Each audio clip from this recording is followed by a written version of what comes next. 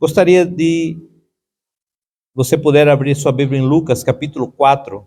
Vamos ler a partir do verso 14. Mas lembra que semana passada nós falamos sobre uma batalha que todos nós enfrentamos. Uma batalha que é genuína, real, e nós precisamos estar preparados. E na mensagem de domingo passado, que não pudemos realmente colocar no YouTube por problemas técnicos, mas nós falamos sobre justamente Efésios capítulo 6, que a nossa luta não é contra seres humanos, mas nós também citamos um momento em que o próprio Senhor Jesus foi tentado, e justamente nós vamos ver um pouco sobre isso nessa manhã. E eu gostaria de ler essa passagem, então, Lucas 4, a partir do verso 14. Veja bem o que diz a palavra do Senhor. Então, Jesus retornou para a Galileia no poder do Espírito, e por toda aquela região se espalhou sua fama. Ensinava nas sinagogas e de todos recebia manifestações de grande apreciação. Jesus viajou para Nazaré, onde havia sido criado, e conforme seu costume, num dia de sábado, entrou na sinagoga e posicionou-se em pé para fazer a leitura. Foi-lhe entregue o livro do profeta Isaías. Desenrolando, achou o lugar onde está escrito: o Espírito do Senhor está sobre mim, porque me ungiu para pregar o evangelho aos pobres. Ele me enviou para proclamar a libertação dos aprisionados e a recuperação da vista aos cegos, para restituir a liberdade aos oprimidos. E promulgar, em outras versões tem proclamar, a época da graça do Senhor. Em outras versões, proclamar o ano aceitável do Senhor. Em seguida, enrolou novamente o livro, devolveu-o ao assistente e assentou-se. E na sinagoga todos estavam com olhos fixos em sua pessoa. Então, ele começou a pregar-lhes: hoje se cumpriu a escritura que acabais de ouvir. Jesus, ele veio com uma missão. Só que ele só começou o ministério depois de ele obedecer à voz de Deus. E nós precisamos entender, amados, que todo ministério aqui na terra, por mais, veja bem, Jesus era quem? O Filho de Deus. Era o próprio Deus. Em essência, ele era 100% Deus, mas também 100% homem. E ele vem nos ensinar uma coisa: todo ministério aqui na terra, ele precisa ser um ministério que obedeça à voz de Deus. Todo ministério aqui na terra, ele precisa de ordem. Ele não pode ser de qualquer jeito, não pode ser feito de qualquer maneira. Ele era o próprio Filho de Deus. Ele poderia ter iniciado o ministério aos 12 anos de idade, quando ele estava conversando com os rabinos, dando aula aos rabinos, porque ele tinha toda a autoridade. Mas ele sabia que tudo tem um tempo, tudo tem uma maneira. E o que acontece então? Então ele espera. Quando ele completa 33 anos de idade, então ele é conduzido para quê? Porque uma das ordenanças, são duas na Igreja Evangélica Batista: o batismo e a ceia do Senhor. E ele então entende que precisa ensinar com o exemplo. Ele precisaria ser batizado? Não, porque ele era o próprio Deus. Mas ele disse: eu estou instituindo aqui uma ordem, uma ordenança para que minha igreja possa seguir os meus passos. E ele então é batizado. O que acontece no batismo? Você vai ver isso no capítulo 3 do mesmo evangelho de Lucas. Diz assim: quando todo o povo estava sendo batizado, também Jesus foi. Estou no verso 21 do capítulo 3. E enquanto ele estava orando, o céu se abriu e o Espírito Santo desceu sobre ele em forma corpórea como pomba. Então veio do céu uma voz: tu és meu filho amado, em quem tenho agrado. Tu és meu filho amado, e em ti me agrado sobremaneira. Tem essa versão. É interessante porque Jesus, ele tinha também na sua essência o Espírito Santo. Mas aqui ele está dizendo, olhe, a partir do momento que você declara para o mundo que você agora é um filho de Deus, tenha plena convicção, o Espírito Santo agora se aposa da sua vida e você não passa mais a viver conforme o que você acha. Muitas vezes a gente ainda quer, porque o velho homem quer sobressair e queremos andar conforme a nossa maneira de viver. Paulo vai dizer na sua carta, olhe, não mais quero andar conforme a minha maneira de viver, agora a minha vida pertence a Cristo. Estou parafraseando, claro. Mas é isso que nós precisamos entender, amados. E o que eu acho lindo do Espírito Santo é que eu peço ao Senhor em oração, Pai, fala com a tua igreja. Fala conosco. Fala conosco. E Deus vai preparando o caminho. Célia leu o texto de Lucas. Foi ministrado aqui sobre deserto. E nós vamos justamente ver um episódio em que o próprio Senhor Jesus, ele é conduzido pelo Espírito Santo para o deserto. Mas como assim, pastor? O Espírito Santo nos leva aos desertos? Nos leva. Mas olhe, quando ele nos leva, tenha certeza de uma coisa, é para que a gente possa sair desse deserto provado e aprovado.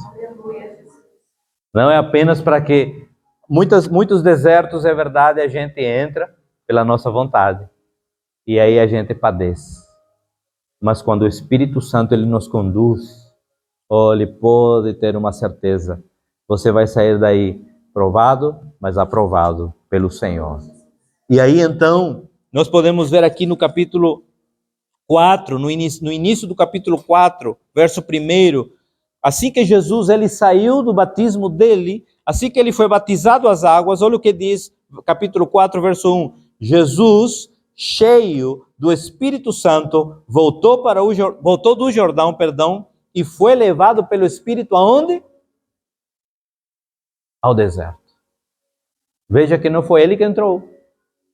Ele não buscou, não procurou o deserto. Ele foi conduzido por quem? Pelo Espírito Santo de Deus.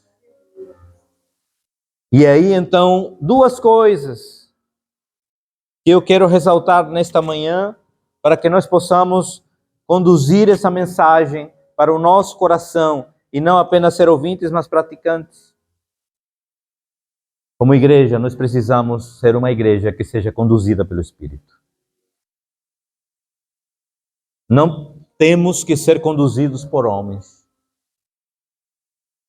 Embora, amados, aqui esteja o vosso servo, sendo homem, mas eu repito mais uma vez, e eu quero declarar agora, para que o reino espiritual possa ver, eu dou um passo atrás, e deixo a primazia ao pastor desta igreja, que é o Espírito Santo. Ele é o pastor desta igreja. Muitas vezes a gente quer fazer a nossa vontade, vamos, olha, está faltando aquilo. Vocês não sabem como foi o nosso início aqui. O som não pegava. Como não pegou, trouxemos outras caixas para ajudar. Mas sabe uma coisa, amados? Tinha som na igreja primitiva? Não. Tinha instrumentos na igreja primitiva? Tinha, mas era tudo artesanal. E o Espírito Santo, ele encheu aquele lugar e fez dessa igreja uma igreja usada e usada por Deus. O Espírito Santo é o pastor dessa igreja. Ele vai conduzir, amados. Nós não podemos esquecer disso. Esse poder não é uma coisa como muitos acham. O Espírito Santo é uma pessoa, é alguém, e é alguém com tanta sensibilidade, de tamanha sensibilidade, que o único pecado que é imperdoável é a blasfêmia contra ele.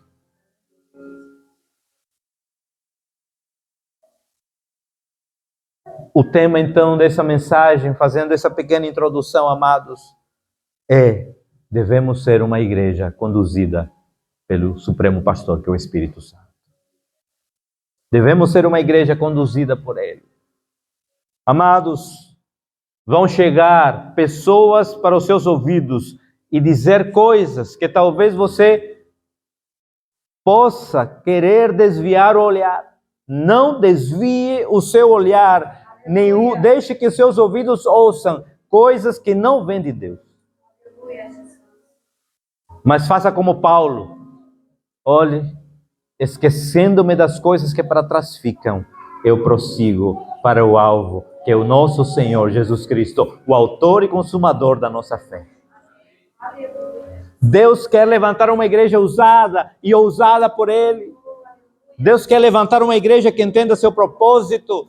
E veja bem, Jesus, ele encheu-se do Espírito, foi conduzido pelo Espírito. Por quê? Porque quando nós estamos cheios do Espírito, amados, não há mais espaço para a vontade própria.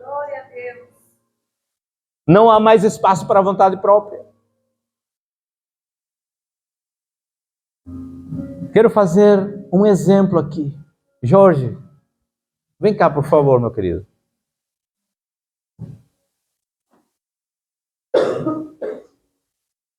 Fica aí, Jorge. Feche os olhos completamente. Está vendo alguma coisa? Quando a gente entrega a nossa vida por completo ao Espírito Santo, nós precisamos estar atentos para a sua voz.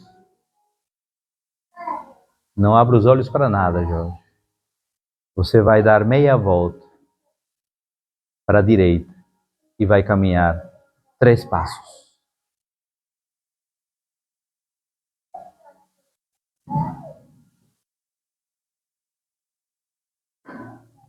Dá só mais um passinho, Jorge.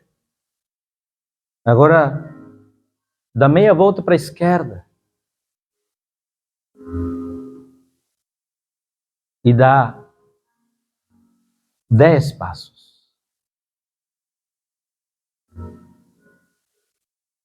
Para só um pouquinho, Jorge.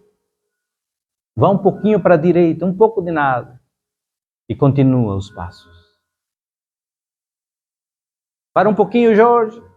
Vá um pouquinho mais para a direita. E continua os passos. Um pouquinho mais para a direita. E continua os passos. Pode ficar aí, Jorge. Agora dá meia volta para a esquerda.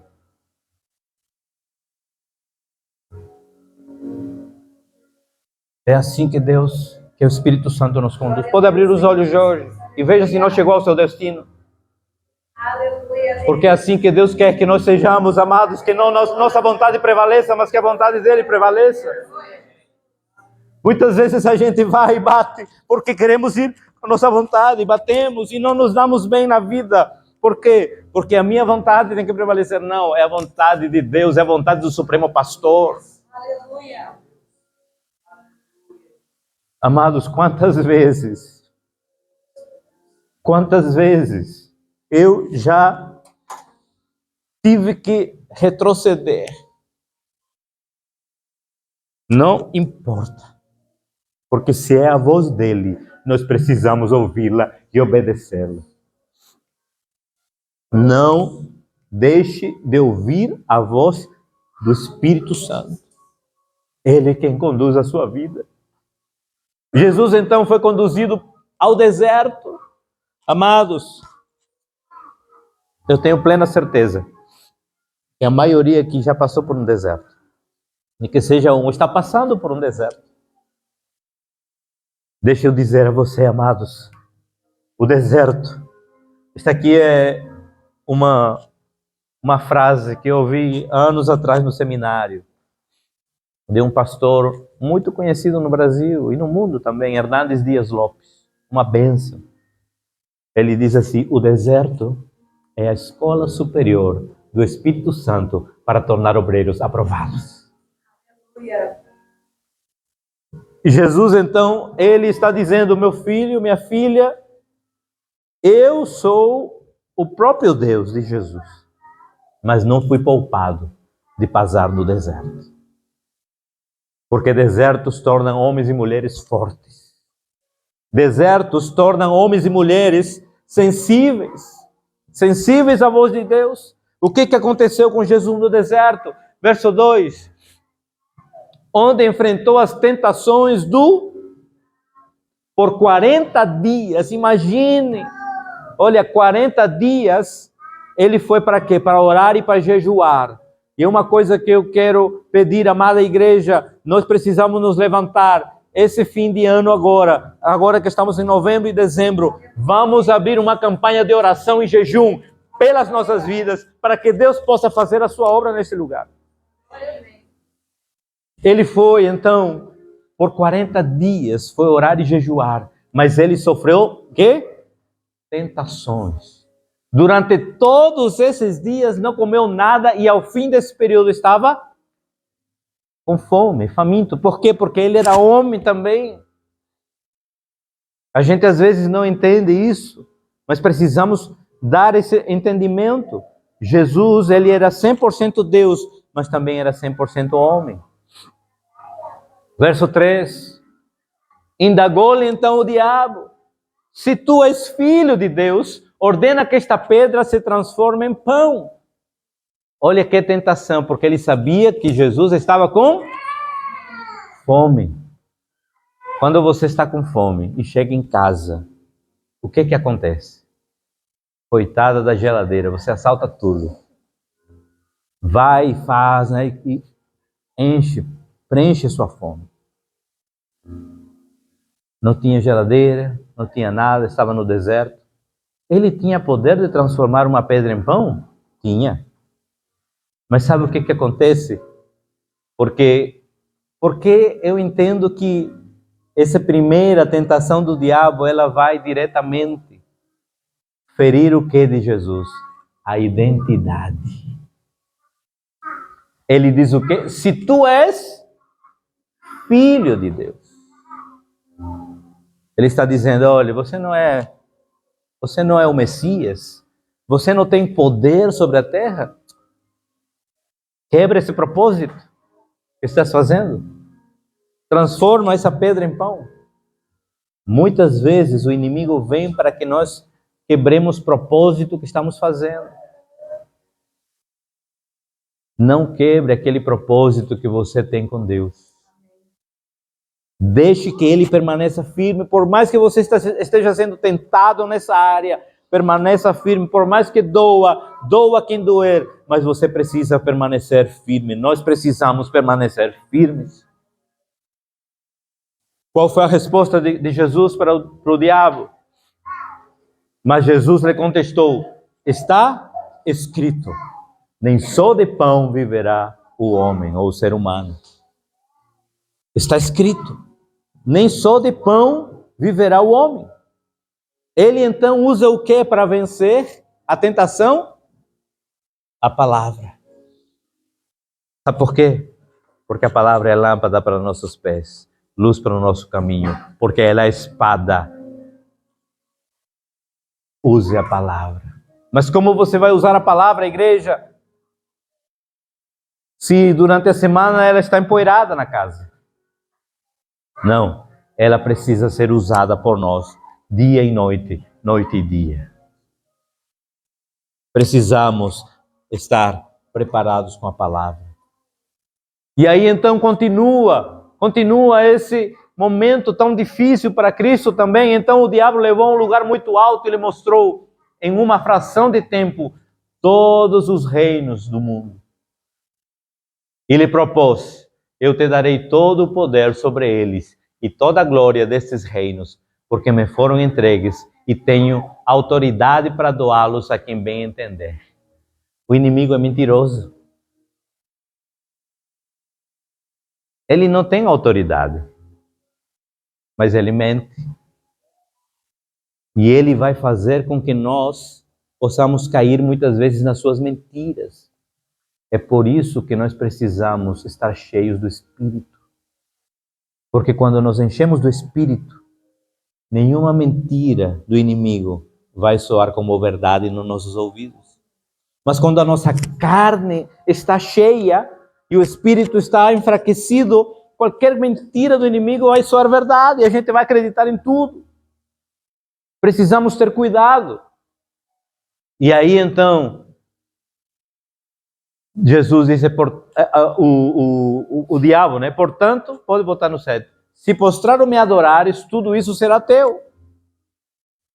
Verso 8. Contudo, Jesus lhe afirmou, está escrito, ao Senhor teu Deus adorarás, e só a Ele darás culto. Novamente a palavra, amados. Porque é importante a gente ter a palavra no coração. Porque a palavra, ela é escudo para os que nele confiam. A palavra é escudo. A palavra vai guardar o teu coração, o meu coração, naquele momento da angústia. E você vai entender, olha, estou enfrentando esse problema, mas a palavra diz, 1000 cairão ao meu lado, 10.000 à minha direita, mas eu não serei atingido.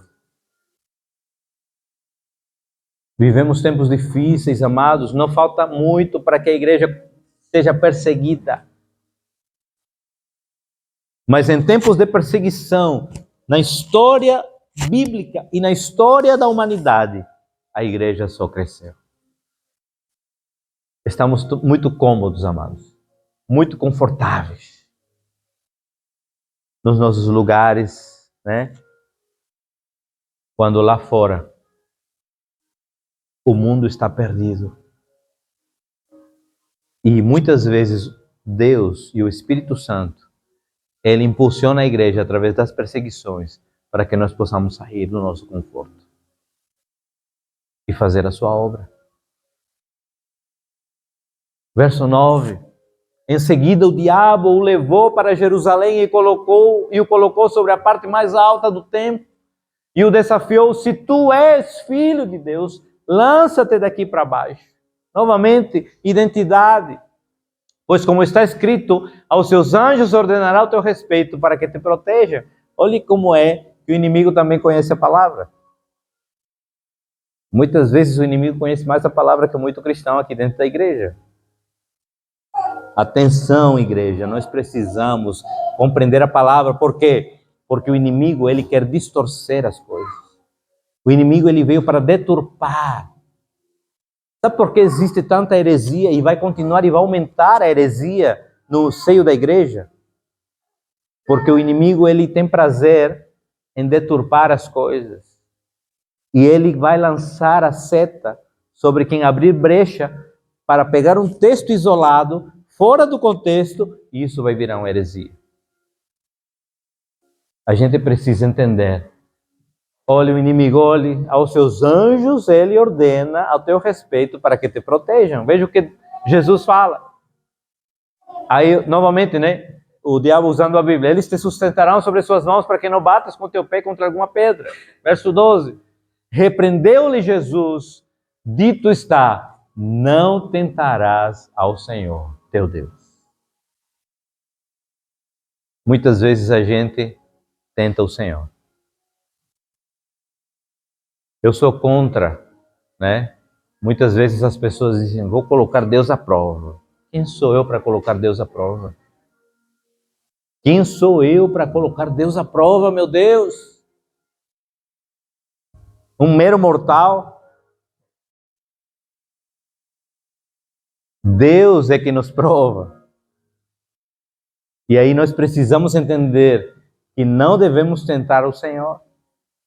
É como se você estivesse na estrada e você sabe, pelas leis do trânsito, que 120 numa autovia é o limite permitido, máximo. Mas você diz, não, porque eu estou indo com o Senhor, vou meter 180. E aí você encontra alguma coisa, derrapa na pista, acaba com o carro. Você está tentando Deus. Deus lhe deu prudência. Deus lhe deu entendimento. Uma cabecinha aqui não é para botar o boné, não. É para pensar. É para pensar e entender nossos limites. Então, por isso que Jesus disse, não tentarás o Senhor teu Deus. Precisamos compreender isso. E aí, então, o que aconteceu depois disso? Verso 13. E assim, tendo concluído todo tipo de tentação, veja bem, a palavra ele cita essas 3 tentações, mas ele lançou muitas outras mais. O diabo afastou-se dele até o tempo oportuno. Sabe? O diabo, ele se afasta da gente quando nós combatemos ele com a verdade da palavra. E assim aconteceu com Jesus e assim vai acontecer conosco. Depois disso, verso 14, então Jesus retornou para a Galileia no poder do Espírito e por toda aquela região se espalhou sua fama. Amados, quando nós passamos pelo deserto e somos aprovados, tenha certeza, você vai voltar no poder do Espírito. Estava essa semana no supermercado e uma pessoa, que estava no caixa, estava com Jonathan, ela disse, olha, estou ouvindo falar muito bem da sua igreja, digo, da igreja de Cristo, Sim. Amém, glória a Deus. Glória a Deus. Mas, amados, também falarão mal de nós. Não se orgulhe quando falam bem de você, mas descanse quando falam mal. Descanse, porque quem sou eu, amados? Eu vou repetir aqui, e não se escandalize, eu sou o pior de todos os pecadores. Mas como é que o pior de todos os pecadores está aí ministrando a palavra? Pela graça de Deus. Pura graça de Deus. Eu não sou melhor do que vocês, nem vocês são melhor do que eu. Nós estamos nivelados pela graça. Apenas eu tenho uma responsabilidade a mais, que é conduzir esse rebanho, que não é meu, é do Senhor, é do Espírito, enquanto eu estiver aqui. Amados, guardemos o nosso coração, sejamos conduzidos pelo Espírito. Mas aí você diz, mas como é que a gente busca isso, amados? É matando a carne, é matando o eu, dizendo que não é mais a minha vontade que tem que prevalecer. Não é minha vontade. Minha vontade, ela grita todos os dias para quê? Para alimentar as obras da carne. Mas quando eu digo, Espírito Santo, tu tens domínio na minha vida, ele vem e mata a minha carne, mata minhas vontades, mata tudo aquilo que quer sobressair de mim. E diz assim, Senhor, és tu quem conduz a minha vida. E aí faz sentido, porque eu fecho os olhos para a minha carne e ele me conduz. E o Espírito diz, no Salmo 23, o Senhor é meu pastor e nada me faltará. Ele me conduzirá por pastos verdejantes. Me fará descansar por águas tranquilas. Amados, em verdes pastos me fará descansar e para águas tranquilas me guia em paz.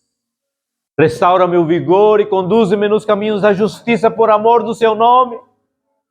Ainda que eu ande pelo vale da sombra da morte, não temerei mal algum, pois tu estás comigo e a tua vara e o teu cajado me protegem. Tu preparas um banquete para mim na presença dos meus inimigos. Me honrarás, ungindo minha cabeça com óleo e fazendo transbordar o meu cálice. A felicidade e a misericórdia certamente me acompanharão todos os dias da minha vida e habitarei na casa do Senhor por dias sem fim. Amados, demos um passo para trás. Deixemos que ele prevaleça.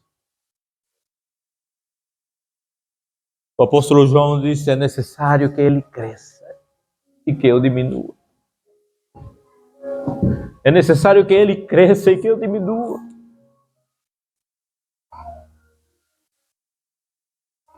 Sabe, amados, são dias difíceis, são dias maus. São dias em que muitas vezes não entenderemos. Mas são dias em que o Senhor quer levantar uma igreja que entenda seu propósito. Aleluia. O que diz a palavra do Senhor? O que diz Jesus? Jesus, então, ele entende seu propósito quando vem a esse mundo e ele abre o livro em Isaías 61. Sabe quantos anos antes Isaías falou isso? Quase 700 anos antes. E ele abre o livro em Isaías 61, verso 1 e 2, e diz: o Espírito do Senhor, o soberano, está sobre mim. Porque o Senhor me ungiu para anunciar boas novas aos pobres, enviou-me para cuidar dos que estão com o coração quebrantado, para proclamar liberdade aos cativos e libertação do mundo das trevas aos prisioneiros da escuridão, para anunciar a todos o ano aceitável de Jeová e o dia da vingança do nosso Deus, para consolar todos os que andam tristes. Quando eu vejo isso, amado, sabe, Jesus estava declarando aqui porque a sua igreja existe. E ele disse mais na frente: hoje se cumpriu a profecia desse livro. Porque ele estava lá, o Messias aguardado.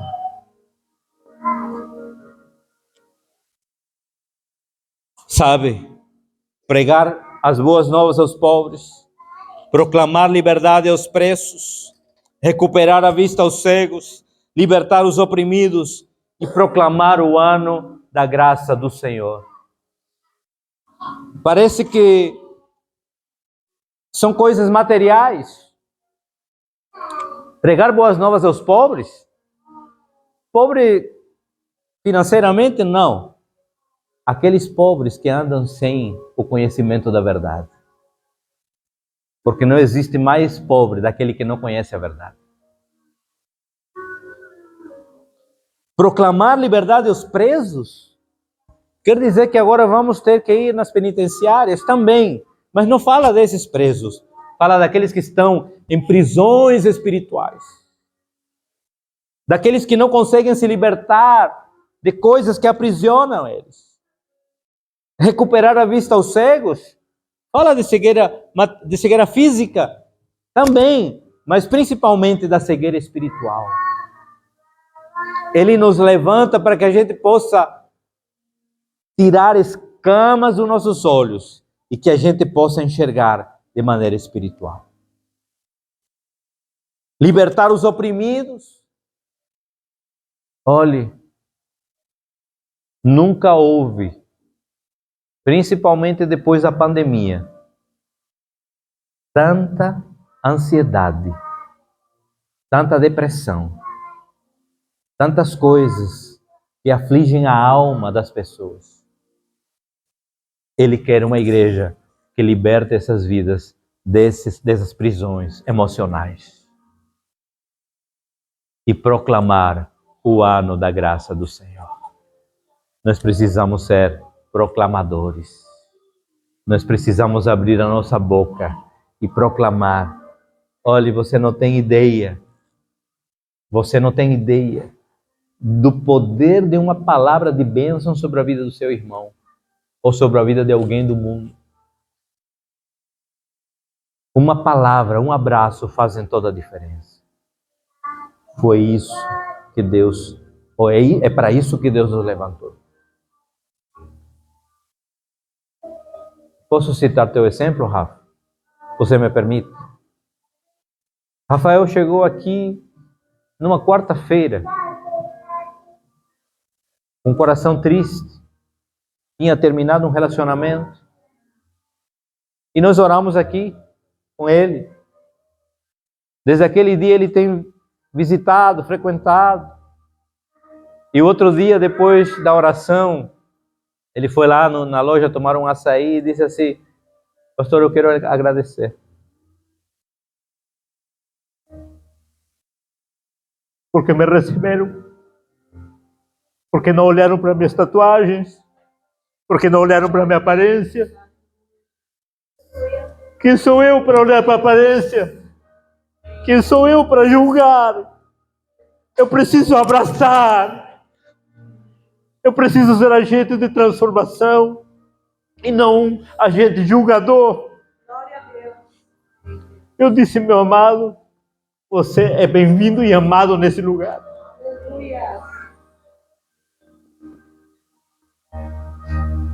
Não são as tatuagens, não são as vestes que vão nos separar. A igreja precisa ser marcada por isso, por abraçar e por amar, independente de... Se chegar amanhã ou domingo que vem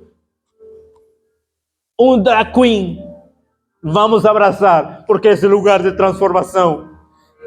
Se chegar amanhã uma prostituta, vamos abraçar, porque esse lugar de transformação. Não de julgadores, não de julgamentos, mas de abraçar, para que haja transformação de vidas.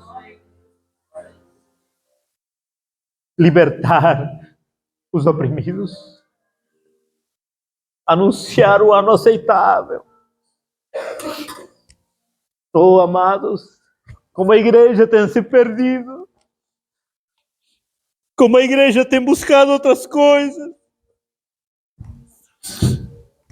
Como a igreja tem se tornado juiz. Senhor, tem misericórdia. Oh, Senhor, nos perdoa, Pai.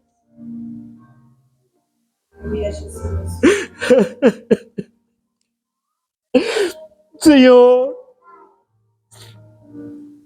nos dá, Pai, o entendimento do propósito. O nosso propósito aqui nesta terra. Espírito de Deus. Queremos ser uma igreja que entenda o seu propósito, que cumpra o seu chamado. Oh, Pai, nos ajuda. Tira todo espírito contrário. Tira todo espírito religioso. Tira todo espírito de julgamento. Tira todo espírito, Pai, de intimidação. Tira, Pai, todo espírito de frieza espiritual. Tira, Senhor, todo espírito faccioso. E nos levanta, Pai, como uma igreja que cumpra o seu papel. Oh, Pai, olha para nós. Olha para nós.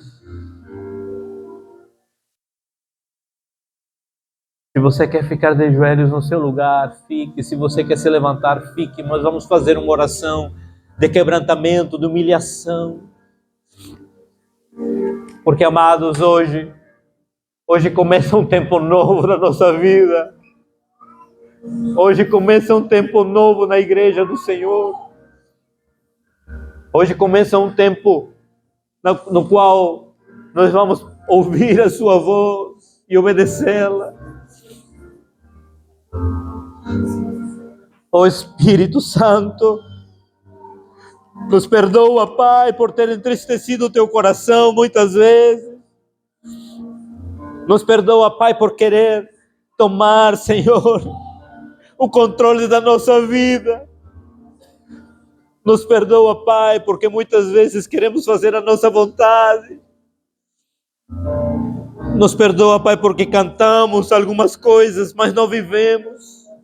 Nos perdoa, Senhor, porque lemos na Tua Palavra tantas coisas, mas não praticamos. Oh, Pai, nos humilhamos como Tua igreja. Nos humilhamos, Pai, para declarar que sem Ti nada somos. que sem Ti nada podemos fazer. E Pai, olha para nós como uma igreja quebrantada, como uma igreja humilhada diante da Tua presença. Olha para nós como Tua noiva. Tem misericórdia, Senhor. Tem misericórdia. E nos faz voltar ao primeiro amor. Nos faz voltar ao primeiro amor. Oh, Pai, que não haja julgamento na nossa mente, que haja amor no nosso coração, que possamos abraçar ao invés de julgar, que possamos abraçar ao invés de apontar, que possamos, Senhor, entender que o Senhor nos enviou aqui com um propósito, com uma missão, com um chamado. Oh, Espírito Santo, toma o controle das nossas vidas. Toma o controle desta igreja. Esta igreja é Tua. Tu és o supremo pastor desta igreja. Tu és o que tem a primazia nesta igreja. Nós Te louvamos e Te agradecemos, porque só o Senhor é Deus. Louvado e engrandecido seja o Teu nome, não apenas hoje, mas para sempre, mas para sempre. Vamos louvar o Senhor. E declare isso, profetize isso, grandes coisas. Grandes coisas vão acontecer.